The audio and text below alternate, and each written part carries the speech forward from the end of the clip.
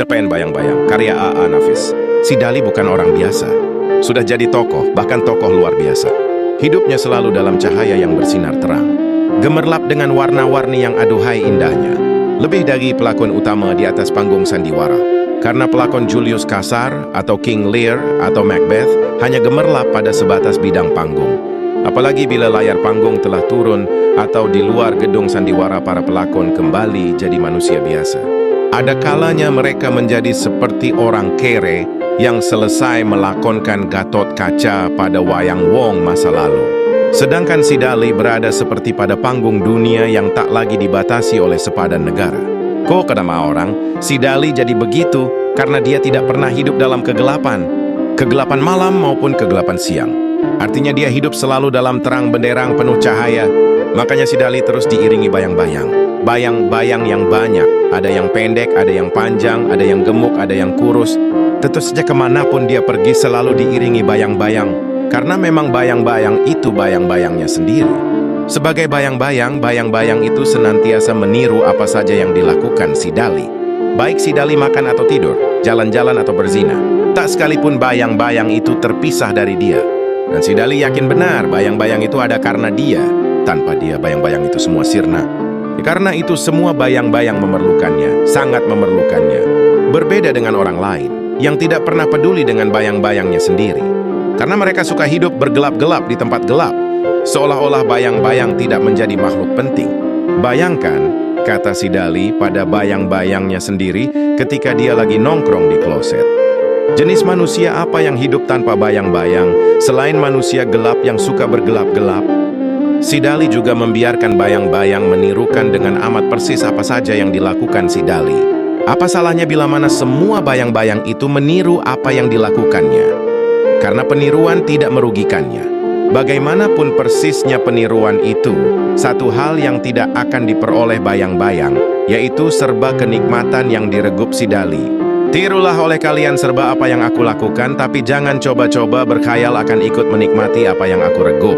Karena serba kenikmatan bukan hak kalian. Itulah adalah aksioma, kegemerlapan hidup. Si Dali yang terang benderang itu sampai juga ke telinga istana. Lalu Raja memanggil Perdana Menteri dan menanyainya. Benar, Paduka, jawab Perdana Menteri, yang tahu benar kemana ujung ceritanya. Bunuh dia, perintah Raja. Setelah merenung Perdana Menteri berkata, apa Paduka tidak ingin melihat lebih dulu macam apa si Dali itu? Kalau begitu tangkap dia. Bawa ke sini, kata Raja. Membunuh dan menangkap orang memang kekuasaan Paduka. Tapi jika dia dibunuh atau ditangkap, dia akan jadi lebih besar dari kadarnya. Dia akan menjadi mitos sejarah. Dengan mitos itu rakyat terbius untuk berdemonstrasi. Bayangkan, Paduka demonstrasi masa ini biadabnya bukan main. Maksudmu, undang dia, rangkul dia. Supaya Paduka tetap lebih besar dari si Dali. Kalau begitu undang dia. Elu-elukan seperti mengundang gladiator atau artis top, kata Raja. Si Dali bukan tidak berpikir dengan asumsi. Menurutnya dia akan diangkat jadi warga kehormatan negara.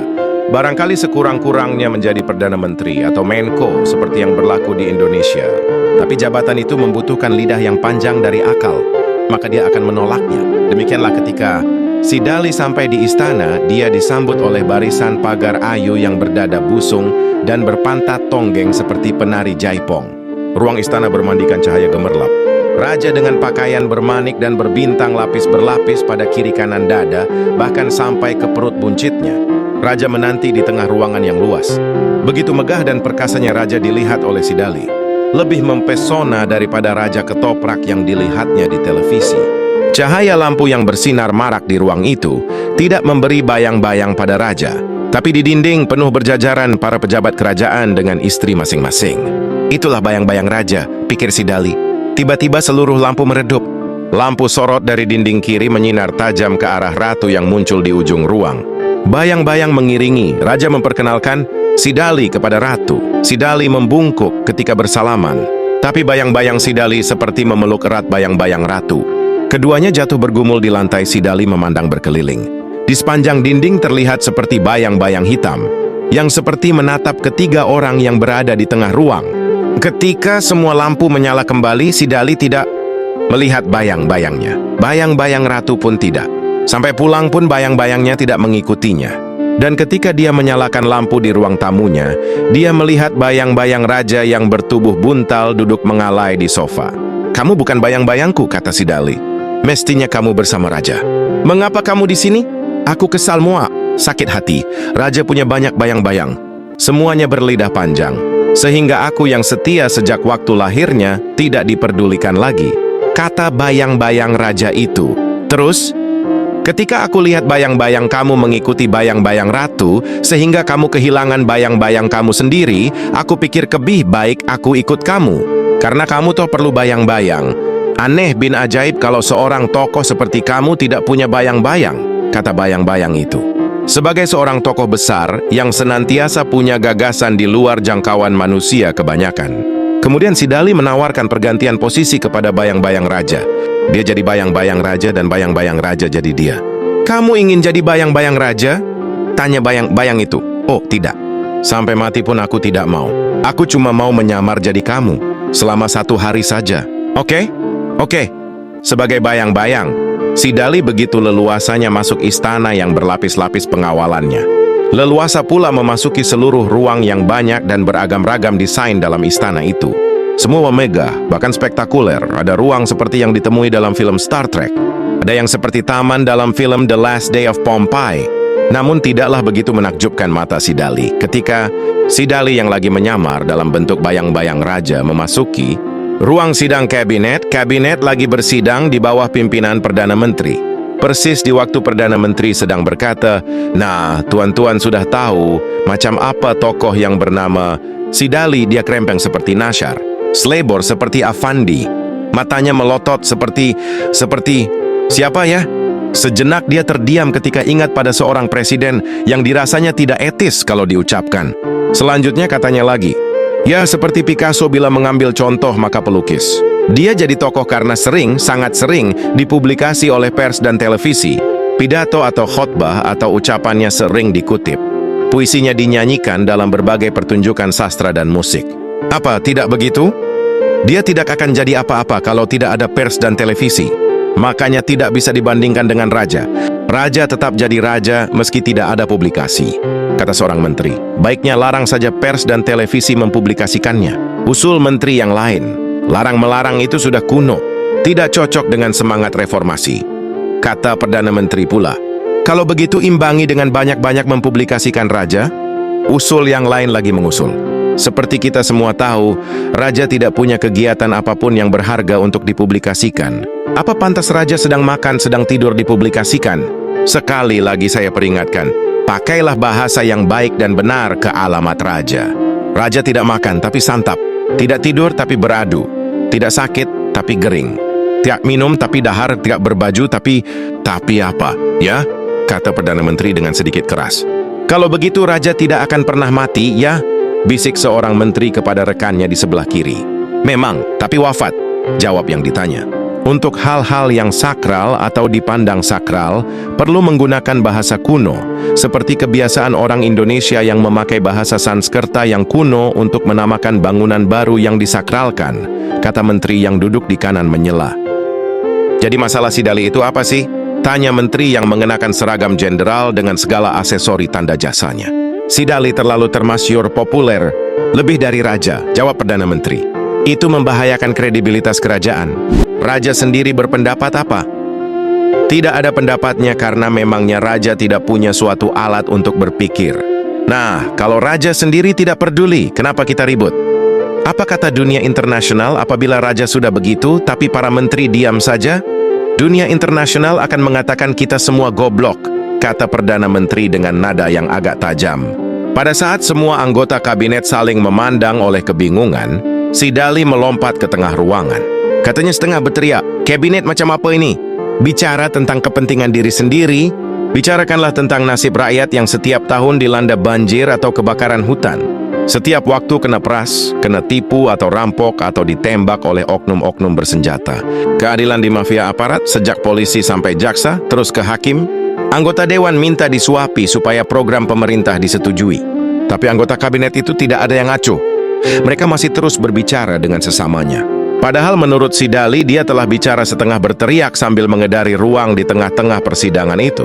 Tiba-tiba dia sadar pada dirinya yang tengah menjelma jadi bayang-bayang raja. Dengan berlari kencang dia kembali ke rumahnya untuk membebaskan dirinya dari bayang-bayang raja. Untuk kembali menjelma ke jati dirinya sendiri.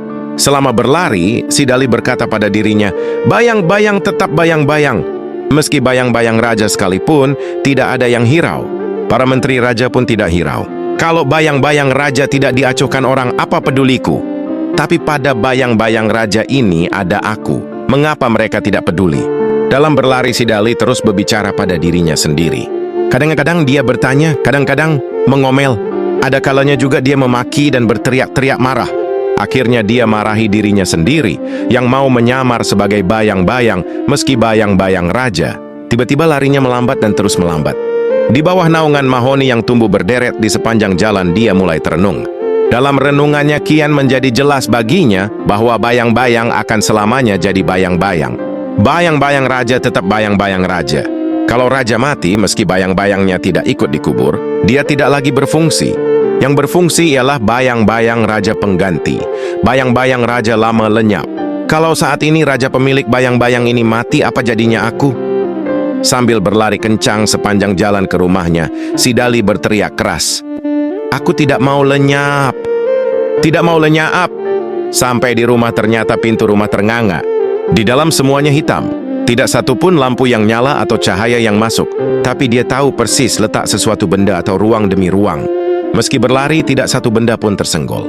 Meski tersenggol, oleh karena bayang-bayang tidak akan menggeser apalagi merusak, maka dia langsung menghambur ke kamar tidurnya yang ketika pergi dulu sebagai bayang-bayang raja.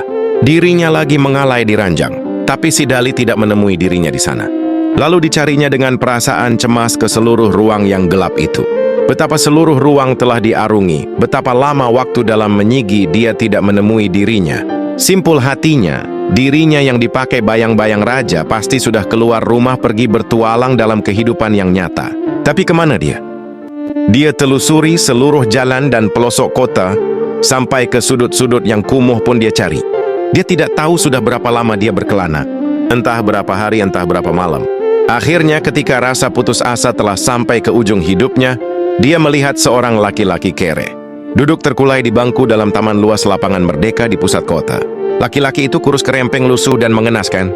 Laki-laki itu tidak lain dari dirinya yang jelmaan bayang-bayang raja. Sebagian hati, si Dali demikian gembira karena telah menemukan kembali jati dirinya, tapi sebagian lain hatinya demikian risau. Dia melihat dirinya yang dipakai orang lain.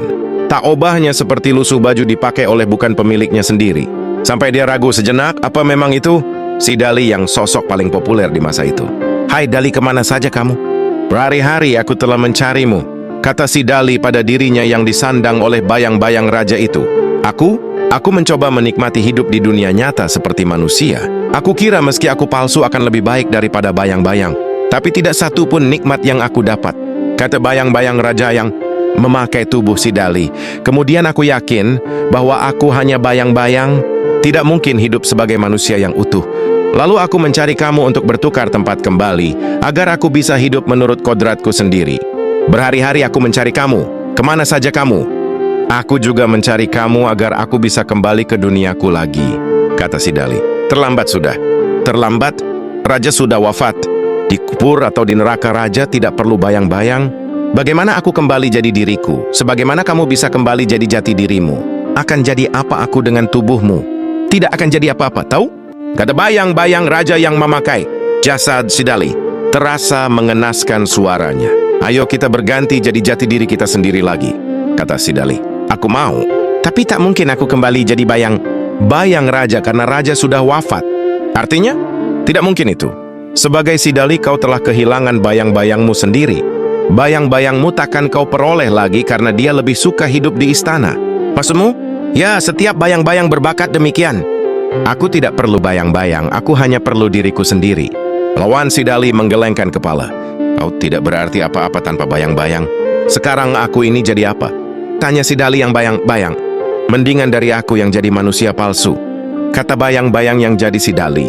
Si Dali yang perjalanan hidup pernah gemerlapan begitu terpana, dan terus terpana entah sampai apabila dan hingga kemana. 10 November 1999